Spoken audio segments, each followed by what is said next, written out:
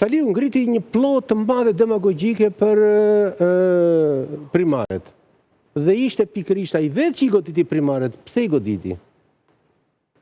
I goditi sepse primaret i dolën jashtë kontrollit dhe historikisht Saliu ka punu me tezën e primareve, po gjithmonë i ka manipuluar primaret. Për herë të parë, falë masivitetit që patën primaret, i dolën jashtë kontrollit. Dhe i doli fjala vjen Dash Sula si personi më i votuar, që i kishte dalë jashtë parashikime Saliu sepse se mbajti kontroll. Kështu që Dash Sula në vetvete është një alternativë së bashku me Ali Mehmetin, së bashku me Tabakun, që janë fryma ku ne të gjithë këtu, po të duam të bëjmë analizën e doktorit dhe të Tabakut, me njerë themi, po të ishte Partia Demokratike përfaqësuar nga ky lloj fluksi, unë sot votoja Partinë Demokratike. Por Sali Berisha, ku e ka problemin?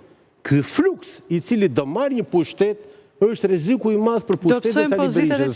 Dhe në këto kushte, Sali Berisha duke ditur që nuk e merr pushtetin, Sali Berisha Sali Berisha duke ditur që nuk i merr këto zgjedhje, gjithë lëvizjet që po bën tani, i bën jo për të marrë zgjedhjet, po për të konsoliduar dhe për ta mbërthyer mjaft mirë pushtetin e tij në këtë parti, duke neutralizuar të gjitha ato elementë që mbas zgjedhjeve do t'i prodhojnë atë grupim që do të arrëzojnë Sali Berishën. Dhe kjo është gjithë alternativa dhe gjithë përpjekjet të Sali Berishës. Maj në PD nis lëvizja Tiki Berisha dhe ky është një moment që Berisha e parashikon dhe nuk e shmang dot. Ana duhet maj një ditë para zgjedhjeve. O mendoj që mos ka një lëvizje Tiki Berisha. Këto që i fituam. A do ja bëjmë të gjithë këtë pyetje nëse humbet zgjedhjet në 12 maj? Do t'ja bëjmë. A ka njëri në PD që mund t'a vras politikisht? Dyshoj që mund t'ngel. Nuk ka thënë që tërzojnë pushtetin, i kanë vjedhur, do thotë. I kanë vjedhur, bravo.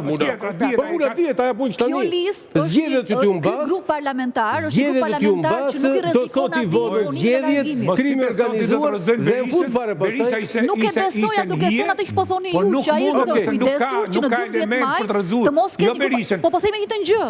Gjithë ai është duke kujdesur që grupi parlamentar mos e një grup që rrezikon. Ka bindjen e qartë që këtë zgjedhje nuk i merr.